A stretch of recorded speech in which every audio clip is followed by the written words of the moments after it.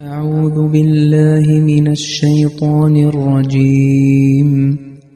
بسم الله الرحمن الرحيم. وإذا لقوا الذين آمنوا قالوا آمنا وإذا خلا بعضهم إلى بعض قالوا أتحدثونهم بما فتح الله عليكم ليحاجوكم به عند ربكم أفلا تعقلون. അസ്സലാമു അലൈക്കും വറഹ്മത്തുള്ളാഹി വബറകാതുഹു.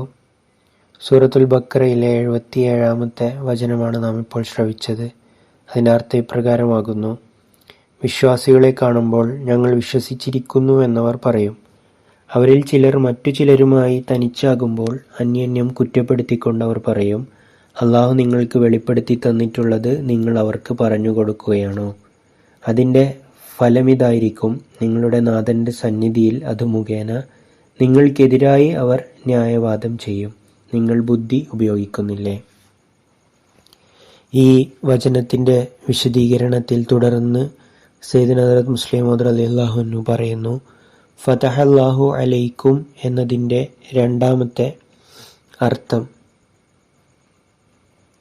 പ്രവാചകൻ മുഹമ്മദ് നബി സല്ലല്ലാഹു അലൈഹി വസല്ലമയെ കുറിച്ച് ബൈബിളിൽ പറഞ്ഞിട്ടുള്ളതും പ്രവാചകന്റെ ജീവിതത്തിൽ പൂർണ്ണമായിക്കൊണ്ട് അവിടുത്തെ സത്യസന്ധത തെളിയിക്കുന്നതുമായ പ്രവചനങ്ങൾ നിങ്ങൾ എന്തിനാണ് മുസ്ലിങ്ങളോട് പറയുന്നത്? ഈ രണ്ട് അർത്ഥങ്ങളും ഒരേ സമയം ഈ ആയത്തിൽ അടങ്ങിയിരിക്കുന്നു. ജൂതന്മാരിൽ രണ്ട് തരം ആളുകളുണ്ടായിരുന്നു. ചിലർ ബൈബിളിനെ കുറിച്ച് പൂർണ്ണമായി അറിവില്ലാത്തവരായിരുന്നു. എന്നാൽ യുക്തിപരമായ തെളിവുകളിലൂടെയും നബി തിരുമേനി സല്ലല്ലാഹു അലൈഹി വസല്ലമയിൽ നിന്ന് വെളിപ്പെട്ട അത്ഭുതങ്ങളിലൂടെയും അവിടുത്തെ സത്യസന്ധതയിൽ ഹൃദയത്തിൽ ബോധ്യം വന്നവരായിരുന്നു. മറ്റു ചിലർ ബൈബിളിൽ വിദഗ്ധരായിരുന്നവരാണ്. ബൈബിളിൽ കാണപ്പെടുന്നതും അവിടുത്തെ ജീവിതത്തിൽ പൂർത്തിയായതുമായ പ്രവചനങ്ങൾ കാരണം അവർക്ക് നബി തിരുമേനി സല്ലല്ലാഹു അലൈഹി വസല്ലമയുടെ സത്യസന്ധത വെളിപ്പെട്ടു.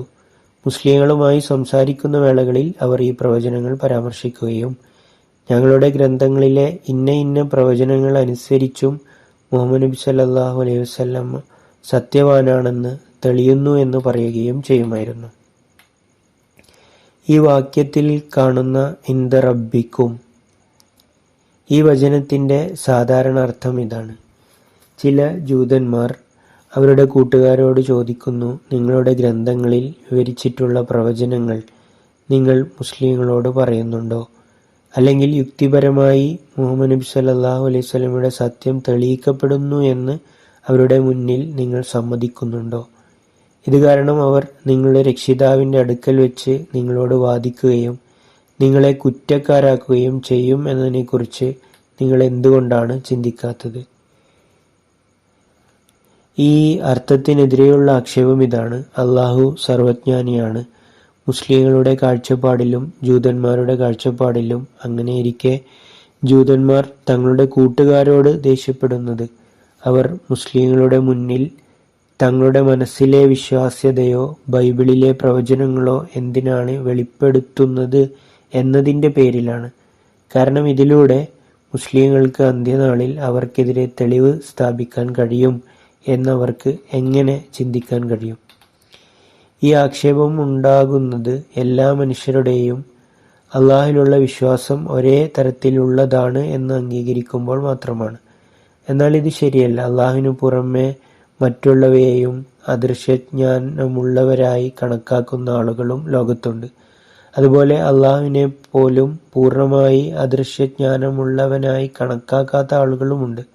ഉദാഹരണത്തിന് അന്ത്യനാളിൽ അവിശ്വാസികളും അള്ളാഹുവും തമ്മിലുള്ള സംഭാഷണത്തെക്കുറിച്ച് സൂറ അൻആമിൽ അള്ളാഹു വിവരിക്കുന്നുണ്ട്. അതായത് അവിശ്വാസികൾക്കെതിരെ തെളിവുകൾ പൂർണ്ണമായി സ്ഥാപിക്കപ്പെടുമ്പോൾ അവർ ഒരേ ഒരു മറുപടി ആവർത്തിച്ചു കൊണ്ടിരിക്കും. അവർ ധിക്കാരത്തോടെ ഇങ്ങനെ പറഞ്ഞുകൊണ്ടിരിക്കും, ഞങ്ങളുടെ രക്ഷിതാവായ അള്ളാഹുവിനെ തന്നെ സത്യം, ഞങ്ങൾ ബഹുദൈവ വിശ്വാസികളായിരുന്നില്ല. സർവജ്ഞാനമുള്ള ഒരു അസ്തിത്വത്തിനു മുന്നിൽ ഇത്തരം ഒരു മറുപടി നൽകുന്നത് വിഡ്ഢിത്തമാണ്. എന്നാൽ ലോകത്ത് ഇത്തരം വിഡ്ഢിത്തപരമായ ചിന്താഗതികൾ നിലനിൽക്കുന്നുണ്ട്. അള്ളാഹുവിൽ വിശ്വസിക്കുന്നവരും എന്നാൽ അവന്റെ ജ്ഞാനം സർവ്വവ്യാപിയല്ല എന്ന് കരുതുന്നവരുമായ തത്വചിന്തകന്മാരുമുണ്ട്. അവർ അവനിലേക്ക് പൊതുവായ അറിവിനെ ആരോപിക്കുന്നു. എന്നാൽ ഓരോ ചെറിയ കാര്യങ്ങളെക്കുറിച്ചും അവന് അറിവുണ്ടെന്നതിനെ നിഷേധിക്കുന്നു. ഇങ്ങനെയുള്ള ആളുകൾ തങ്ങളുടെ കൂട്ടുകാരോട് ഇങ്ങനെ പറയുന്നതിൽ അതിശയമില്ല. എന്തിനാണ് നിങ്ങൾ നിങ്ങളുടെ മനസ്സിലുള്ള ചിന്തകൾ മുസ്ലിങ്ങൾക്ക് മുന്നിൽ വെളിപ്പെടുത്തിയത്? അന്ത്യനാളിൽ അവർ ഈ സാക്ഷ്യം നിങ്ങൾക്കെതിരെ തെളിവായി അവതരിപ്പിക്കും. ഇത്തരം ആജ്ഞ ജൂതന്മാർ മറ്റു കാര്യങ്ങളിലും കാണിച്ചിട്ടുണ്ട്. ഉദാഹരണത്തിന് ഈ സൂറത്തിൽ പിന്നീട് വരുന്നുണ്ട്, ജൂതന്മാർ ഇബ്രാഹിം നബി ജൂതനായിരുന്നു എന്ന് പറയാറുണ്ടായിരുന്നു. യഥാർത്ഥത്തിൽ ജൂതമതം തുടങ്ങിയത് മൂസാ നബിയിൽ പോലുമല്ല. ജൂതമതം എന്ന പേര് ബനി ഇസ്രായേലിന് ലഭിക്കുന്നത് ദാവൂദ് നബിക്ക് ശേഷമാണ്. എന്നിട്ടും അവർ ഇബ്രാഹിം നബി ജൂതനായിരുന്നു എന്ന് പറയുമായിരുന്നു. ഒരു സമുദായത്തിൽ ധാർമ്മികമായ അധഃപതനം സംഭവിക്കുമ്പോൾ ആളുകൾ ഇത്തരത്തിലുള്ള പരസ്പര വിരുദ്ധമായ കാര്യങ്ങൾ പറയാൻ തുടങ്ങും. കാരണം അവരുടെ വിശ്വാസത്തിന്റെ അടിസ്ഥാനം യാതൊരു തെളിവിലുമല്ല, മറിച്ച് കേട്ടുകേൾവിയിലുള്ള കാര്യങ്ങളിലായിരിക്കും. കേട്ടുകേൾവിയിലുള്ള കാര്യങ്ങൾ ഒന്നാമതായി പരസ്പര വിരുദ്ധമായ ചിന്താഗതിക്കാരായ ആളുകളിൽ നിന്ന് ലഭിക്കുന്നതിനാൽ അവയിൽ തന്നെ വൈരുദ്ധ്യങ്ങളുണ്ടാകും. രണ്ടാമതായി യുക്തിക്ക് നിരക്കാത്ത കാര്യങ്ങളിൽ ഒരാൾ വിശ്വസിക്കുമ്പോൾ അത് സത്യമാണെന്ന് സ്ഥാപിക്കാൻ അവൻ യുക്തിക്ക് നിരക്കാത്ത കാര്യങ്ങൾ പറയേണ്ടി വരും. സത്യമതത്തിന് അവസാനം വിജയം ലഭിക്കുന്നതിൻ്റെ കാരണം അതിൽ വൈരുദ്ധ്യമില്ല എന്നതാണ്. ഒരാൾക്ക് മതഭ്രാന്തില്ലാത്ത ഒരു നിമിഷം വരുമ്പോൾ അവൻ സത്യത്തിൻ്റെ ഇരയായിത്തീരുന്നു. അങ്ങനെ ദിവ്യ സമൂഹം വളർന്നുകൊണ്ടേയിരിക്കും. അഫലാ തഅഖിലൂൻ, നിങ്ങൾ ചിന്തിക്കുന്നില്ലേ? ഈ വാക്യം വ്യക്തമാക്കുന്നത് കപടവിശ്വാസത്തെയും ആത്മാർത്ഥതയില്ലാതെ ഏതെങ്കിലും മതം സ്വീകരിക്കുന്നതിനെയും ഇസ്ലാം ഇഷ്ടപ്പെടുന്നില്ല എന്നാണ്. അതുകൊണ്ടാണ് ജൂതന്മാർ പൂർണ്ണ വിശ്വാസം നേടാതെ മുസ്ലിങ്ങളുടെ മുന്നിൽ തങ്ങളുടെ വിശ്വാസം പ്രകടിപ്പിച്ച ഈ പ്രവൃത്തിയെ ഇസ്ലാം മോശമായി കണക്കാക്കുന്നത്. ഇസ്ലാമിൻ്റെ കാഴ്ചപ്പാടിൽ വെറും വാക്കാലുള്ള സമ്മതം മാത്രമാണ് വിശ്വാസത്തിന് മതിയായിരുന്നതെങ്കിൽ ജൂതന്മാരുടെ ഈ പ്രവർത്തനങ്ങളെ പ്രശംസിക്കുകയും അവർക്ക് മുസ്ലിങ്ങളുമായി കൂടുതൽ ഇടപഴകാനും തങ്ങളുടെ വിശ്വാസം പ്രകടിപ്പിക്കാനും അവസരങ്ങൾ നൽകുകയുമായിരുന്നു വേണ്ടത്. അല്ലാഹുമ്മ സ്വല്ലി അലാ മുഹമ്മദിൻ വഅലാ മുഹമ്മദ്.